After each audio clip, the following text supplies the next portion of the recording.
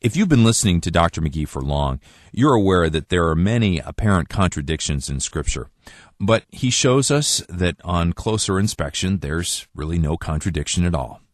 Here's one that a listener in Tonawanda, New York asks about. In Acts 20:22, Paul is bound by the Spirit to go to Jerusalem.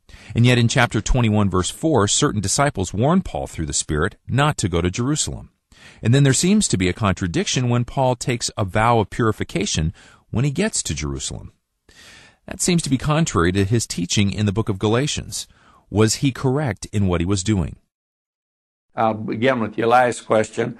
I think Paul was correct in what he was doing, and that's what we want to see now. Was Paul right in going to Jerusalem? Yes, he was right, because he had this offering. He was determined to bring it to Jerusalem, and he wanted to witness to Jerusalem, to the Christians there, that he was preaching the gospel of the grace of God. And so he was bound in the Spirit to go to Jerusalem. But he was going to be in trouble there. And that's what these men warned him of, that there'd be trouble for him. And there was trouble for him. He knew what he was getting into. But he went ahead, not against God's will, but because of that. Paul went right ahead. And he was arrested there and tried. That's where he was put in prison and finally ended up in Rome because he appealed to Caesar. As all of that is in the will of God, because many of us believe that Paul was released for a season, and then he continued his activities. He said he was going to Spain, and he was going into the old Roman Empire.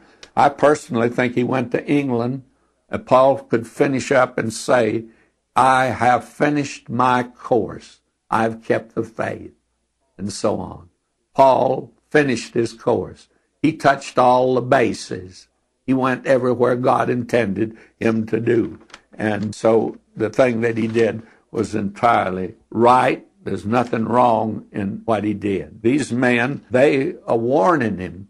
And frankly, they loved him and didn't want him to go. But Paul, you see, Paul didn't mind the suffering. Paul didn't mind that. He said, I'm moved by the Spirit of God to go there. And it was through that that he was able to get to Rome and to get before kings and to get the gospel out. You see that God was moving in all of that, but he wanted Paul to know what lay ahead of him.